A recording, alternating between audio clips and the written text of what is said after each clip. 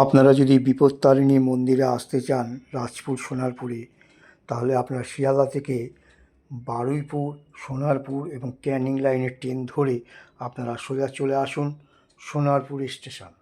সোনারপুর স্টেশনে আসার পরেই বাইরে বেরিয়ে টোটো পেয়ে যাবেন। আপনার থেকে ভাড়া নেবে 16 টাকা। আপনাকে বিপত্তারিণী মন্দির বললেই আপনাকে নামিয়ে দেবে।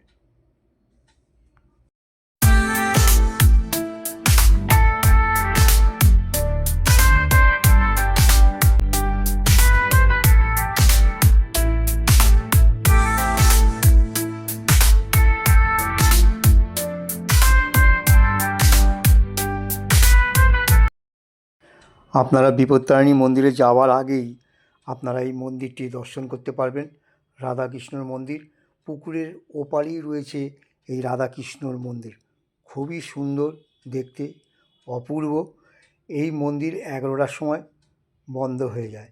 আমি 11টার পরে গেছি বলে এই মন্দির ভেতরের ঠাকুর দর্শন করতে পারিনি, আপনাদের জানিয়ে দিলাম।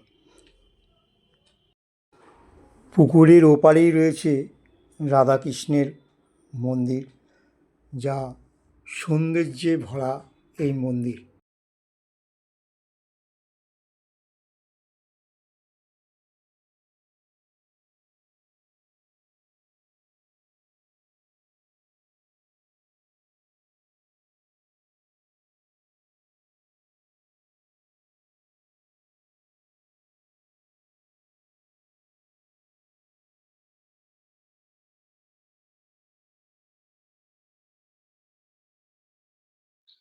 হ্যালো বন্ধুরা, আশা করি আপনারা নিশ্চয়ই ভালো আছেন। আমিও ভালো আছি। আমি আজকে চলে এসেছি রাজপুরে, যে সোনারপুর রাজপুর আছে, সেখানে বিপত্তারিণী মন্দির রয়েছে।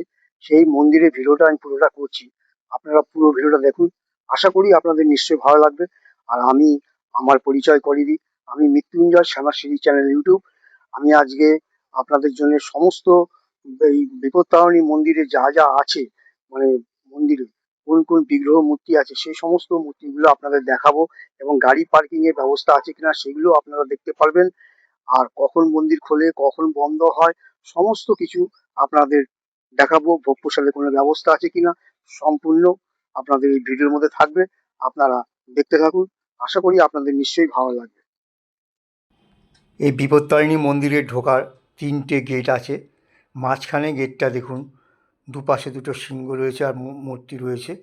তার পাশেই একটা গেট রয়েছে, যেটা তোরণটা দেখা যাচ্ছে।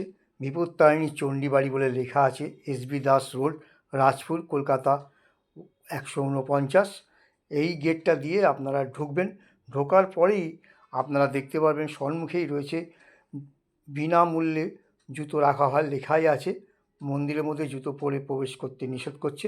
ওখানে জুতো রেখে আপনারা এই দোকানটা দেখতে পাচ্ছেন, এই দোকান থেকে আপনারা মিষ্টি, ফল মূল সব নিয়ে নেবেন, যা নেওয়ার নিয়ে আপনারা মন্দিরে চলে যাবেন। পাশেই মন্দির রয়েছে, যেখান থেকে আপনারা কিনবেন তার পাশেই রয়েছে মন্দিরের গেট, ওখান থেকে ঢুকতে হবে আপনাকে। আর এইখানে ধূপকাঠি, মোমবাতি যা জ্বালাবার, আপনারা কিন্তু এই জায়গায় এসে আপনাদের ধূপকাঠি, মোমবাতি জ্বালাতে হবে। এই রত্নবেদীর সামনেই আপনাকে মোমবাতি, ধূপকাঠি দিতে হবে। দেখুন এখানে মোমবাতি ধরাবার জন্য বালি রাখা আছে, এই যে কড়া আছে, এখানে সবাই দিচ্ছে।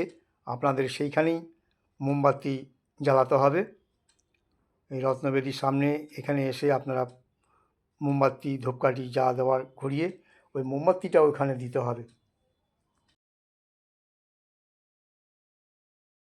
দক্ষিণ 24 পরগনায় রাজপুর সোনারপুর এলাকায় অবস্থিত বিখ্যাত বিপত্তারিণী চণ্ডী মন্দির, যা চণ্ডীবাড়ি নামে পরিচিত। আপনারা এখানে গাড়ি রাখতে পারবেন। মা দুর্গা 108টি অবতারের একটি রূপ। সাধনচন্দ্র দাসের পুত্র দুলালচন্দ্র দাস, যিনি বাবা দুলাল নামে পরিচিত, এই দুলালচন্দ্র দাস তিনি বেলগাছের নিচে ধ্যান করতেন।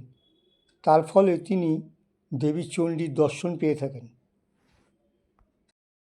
আষাঢ় মাসে রথযাত্রা থেকে উল্টো রথের শনি মঙ্গলবারে এই মন্দির বিশেষ পুজো উৎসব হয়।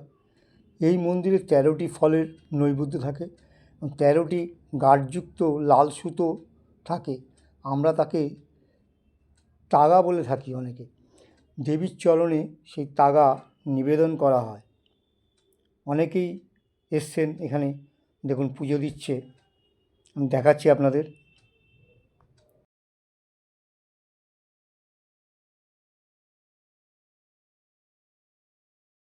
এখানে রয়েছে বাবা দুলাল, মাতা শক্তি সাধনা দেবী, পাশে রয়েছে বজরংবলী।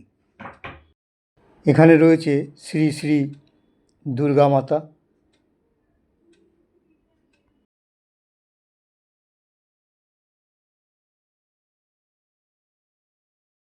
এখানে রয়েছে নৃসিংহ অবতার।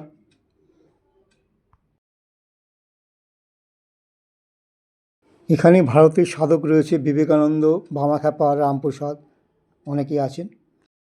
এখানে রয়েছে সিদ্ধিদাতা গণেশ।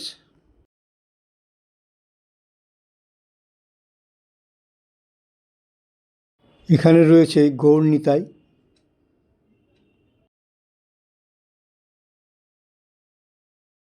এখানে রয়েছে লক্ষ্মীনারায়ণ। তারপরে দেখুন রাম সীতা।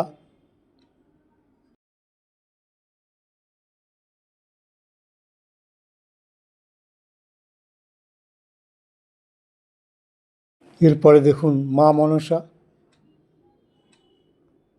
এইরকম অনেক বিগ্রহ মূর্তি এই মন্দিরে রয়েছে, আপনাদের দেখাচ্ছি, আপনারা দেখতে থাকুন। মা শীতলা মাতা।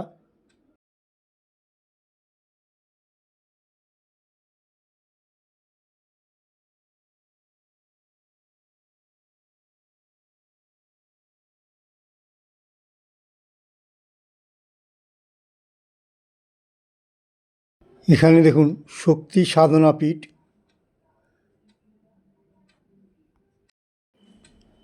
আপনাদের যদি আমার এই ভিডিওটা ভালো লাগে, আপনারা লাইক করবেন, কমেন্ট করবেন, শেয়ার করবেন বেশি বেশি করে। যারা আমার চ্যানেলে নতুন, প্লিজ সাবস্ক্রাইব করবেন, পাশে থাকা বেল আইকনটা বাজিয়ে দেবেন, তাতে করে সবার আগে নোটিফিকেশনের মাধ্যমে আপনাদের কাছে পৌঁছে যাবে আমার নতুন নতুন ভিডিওগুলো। আপনারা ভালো থাকুন, সুস্থ থাকুন, নমস্কার।